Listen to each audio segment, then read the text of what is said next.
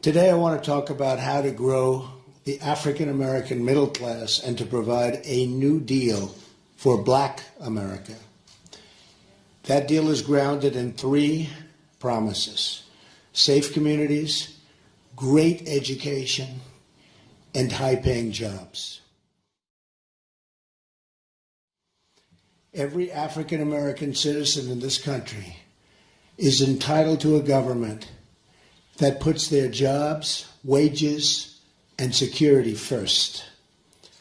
I'm asking today for the honor of your vote and the privilege to represent you as your president.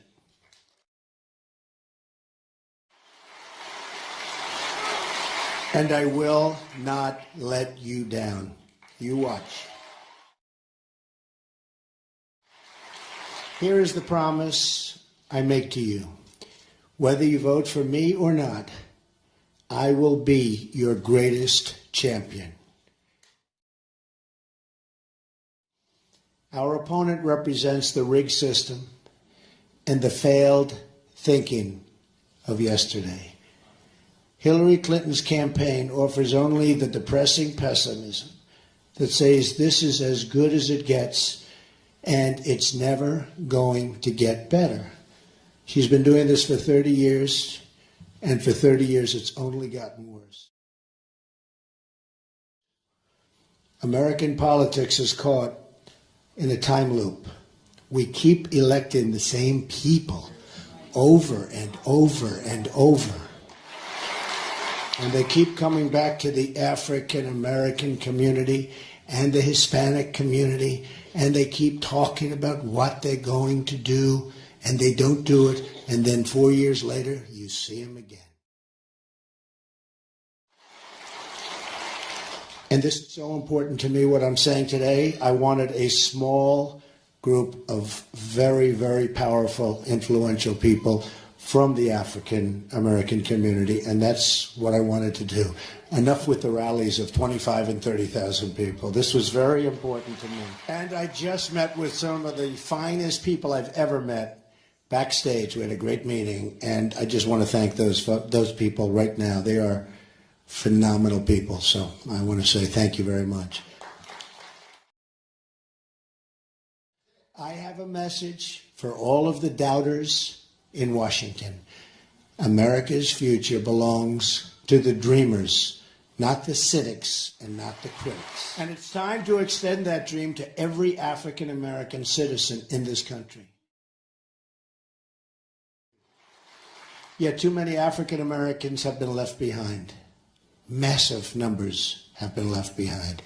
45% of African American children under the age of 6 live in poverty.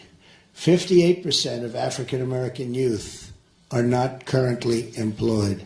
African Americans comprise roughly 13% of the population, yet make up 60% of murder victims under the age of 22. The conditions in our inner cities today are totally unacceptable, and we have to fix them. The Democrats have run our inner cities for 50, 60, 70 years or more, uninterrupted. They've run the school boards, the city councils, the mayor's office, and the congressional seats. Their policies have failed, and they failed miserably. This state has lost nearly half of its manufacturing jobs since Bill and Hillary's NAFTA. Think of it, half. Decimating the African American community and the African American middle class, decimated. These jobs went to Mexico and other places. Hillary wants to raise taxes very, very substantially on everybody and on business, and especially on small business, as high as 45%. Which will only drive more jobs out of your community, out of our country, and into other countries. One of the greatest betrayals has been the issue of immigration. Illegal immigration violates the civil rights of African Americans. That's what's been happening. No group has been more economically harmed by decades of illegal immigration than low-income African American workers. I will also propose tax holidays for inner-city investment, a new tax incentive to get foreign companies to relocate in blighted American neighborhoods, and they will do that. It will be worthwhile. It's called incentive. They will do it. I will further empower cities and states to seek a federal disaster designation for blighted communities in order to initiate the rebuilding of vital infrastructure, the demolition of abandoned properties, and the increased presence of law enforcement so we have safety in our community. We need that. I will also pursue financial reforms to make it easier for young African Americans to get credit to pursue their dreams in business and create jobs in their communities. It's going to be beautiful. Such talent. There's such a potential talent out there. It's so incredible, and it's totally being wasted by politicians that maybe don't want to see it happen. It's time for a 21st century Glass-Steagall, and as part of that, a priority on helping African American businesses get the credit they need. We will also encourage small business creation by allowing social welfare workers to convert poverty assistance into repayable but forgivable microloans. Very simple, but something so good. Then there's the issue of public safety. Making our community safe again will be a priority for the Trump administration. So many people. I mean, you walk to the store to buy a loaf of bread, maybe with your child, and you get shot. Or your child gets shot. Got to stop it. No good. We need safety. I have heard and have listened to the concerns raised by African American citizens about our justice system, and I promise that under a Trump administration, the law will be applied fairly, equally, and without prejudice. There will be no prejudice. There will be only one set of rules, not a two-tiered system of justice. Equal justice also means the same rules for Wall Street. The Obama administration never held Wall Street accountable. Infrastructure will be another major goal. My contract calls for $1 trillion in infrastructure investment, of which the inner cities will be a major beneficiary. We need something done. And by the way, we're going to terminate Common Core and bring education local. Look, it's not working the way it is now. I don't know why anybody would even fight it. Well, we know who's fighting it. You know that. My proposal redirects education spending to allow every disadvantaged child in America to attend the public, private, charter, magnet, religious, or home school of their choice. School choice is the great civil rights issue of our time. And I will be the nation's biggest cheerleader for school choice in all 50 states. What a difference it will make.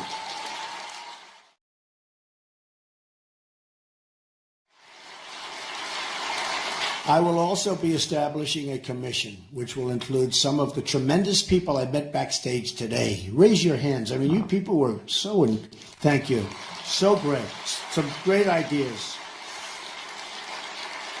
To tackle the school-to-prison pipeline and to shut that pipeline down and to create, so important, and to create a new pathway that leads from a great education instead to a great job. That's what we want. It is. It's school to prison. My plan will also ensure funding for historical black colleges and universities, more affordable 2- and 4-year college, and support for trade and vocational education. You know, I've gone to school with many people, some totally brilliant at one thing, but not at all brilliant at others. But we all know this. We've had students that sat next to us in class, and they were terrible students. But they were phenomenal at fixing a car engine. They were phenomenal at fixing a television set. They can take it apart blindfolded. And I can't do that. And you can't do that. But they were phenomenal at fixing things. We don't do that anymore. Remember, we used to have this great vocational education? They were talented. They were great. They were horrible students, and they were great. They can take a motor, they can take an engine apart blindfolded. And we have to bring that back. And that's what they love doing. That's what they love doing. And they'll do fantastically with it. Don't you think, right? So true. So we're going to get that going again. Finally today, my agenda includes the protection of religious liberty. That's something you'll never hear from Hillary Clinton, that I can tell you. The promotion of family and support for the African American church. It's been a tremendous power in this country for so many years. This is just the beginning, because I will never, ever take the African American community for granted. Never, ever. Unlike Hillary, who does nothing for the Hispanics or for the African American communities. I'm tired of the excuses from our lame politicians. I'm tired of being told that it can't be done. I'm tired of people asking Americans to defer their dreams for another day, but they really mean for many decades. Enough waiting. The time is now. There is nothing we cannot accomplish. There is no task or project too great. There is no dream outside of our reach. Everywhere I go in this country, all I see is untapped potential waiting to be set free. And maybe the greatest of that potential is in the African American communities. There's so much potential.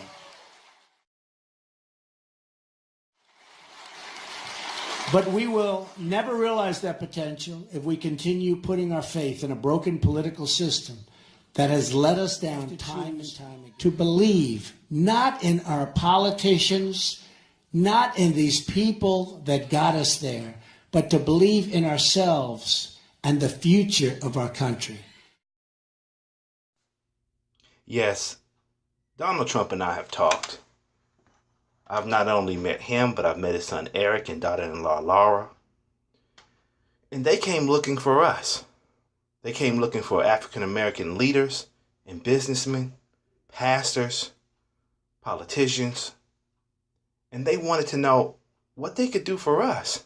What can Donald Trump as president do for blacks in America? And we told him, and he listened. We can't expect him to relate to us without us relating to him. We know he doesn't have our background. We know he doesn't have our history. But those of us who've been around him realize that he actually has a heart to do something. Now, you may not believe him, but that's what I'm here to talk about. I'm here to talk about the power of your vote. Whether you believe he really means it or not, he really means to be president. And do you think he just wants to be president for one term? Of course not. And this is why your vote has no power with the Democrats. The Democrats know you're going to vote for them. They think they own us lock, stock, and barrel. So they don't have to give us anything. The vote is automatic. On the other hand, with Donald Trump, he knows that if African Americans are the cause of him becoming president, that he will be elected by us on a trial basis. That means if it's trial and error and not trial and success, he will be a one-term president. So you can bet that he's going to take our issues to task. And he is going to make sure that he's a success for us so that he can have an even bigger support from our community in the next election. So vote for Donald Trump. Tell your friends and tell your family. And I know they're going to give you backlash. And they're going to want to know, why in the world would you vote for Donald Trump? And you tell them, because my vote has power. Do it today.